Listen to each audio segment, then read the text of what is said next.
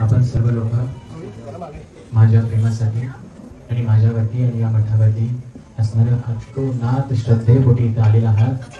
खरंच मला तुमचे शब्द बोलत नाही की तुमचं इतकं प्रेम या मठावरती माझ्यावरती आणि माधुरीवरती आहे।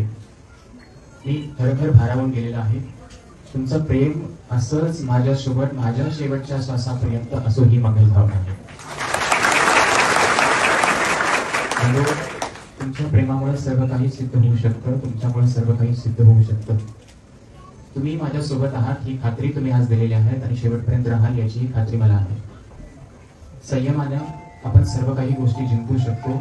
संयम पण आपल्यामध्ये असणं फार गरजेचं आहे। संयम आपण सर्व लोक ठेवूया।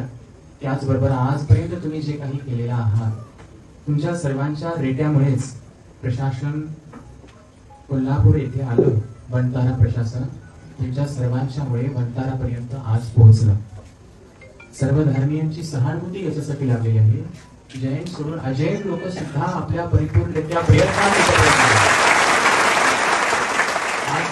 आज मला असं वाटतंय मी जैनांचा नाही तर मी सर्व समाजाचा आहे। तुम्ही दिलेलं प्रेम मी पहिल्यापासून विचार करतो मी सर्व समाजाचा आहे, पण आज तुम्ही लोकांनी मला जाणीव करून दिला की स्वामीजी तुम्ही आमचे आहात, म्हणून मलाही आज तेवढा कॉन्फिडन्स आलेला आहे की मी सर्व समाजाचा आहे आणि मी सदैव सर्व समाजासोबत आहे।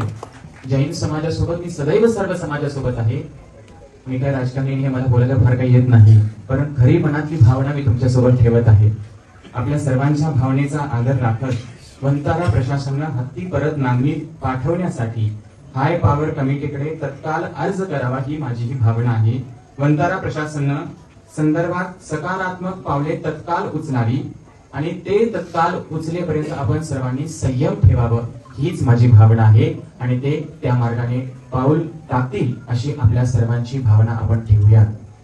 मी फार काही बोलू शकत नाही, पण आज तुम्ही जसं आलेला आहात इथपर्यंत मी तुम्हाला कुणालाही न बोलवता आज तुम्ही इथपर्यंत आलात कारण तुमच्यावरचं तुम्हाला माझ्यावरचं असणारं प्रेम आहे। पण इथं बसलेले जे लोक आहेत इथे पुढची किंवा माझ्या बाजूला बसलेले राजकारणी नेते जे आहेत यांनी देखील तुमच्याप्रमाणे माझ्या शेवटच्या श्वासापर्यंत इथं राहावं अशी माझी भावना आहे।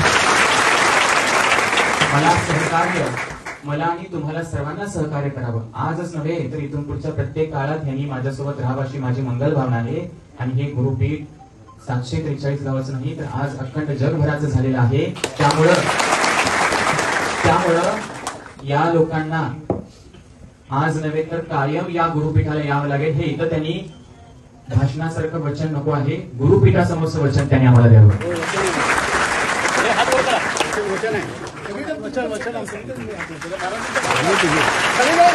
समजा हे वचन दिलं तर आपलं मार्गक्रमण चांगल्या दिशेनं चालू आहे एवढंच म्हणतो। ओम नमः। आपण सगळे आलात, आपल्या सर्वांची साथ अजून पाहिजे, आशीर्वाद सगळ्यांना।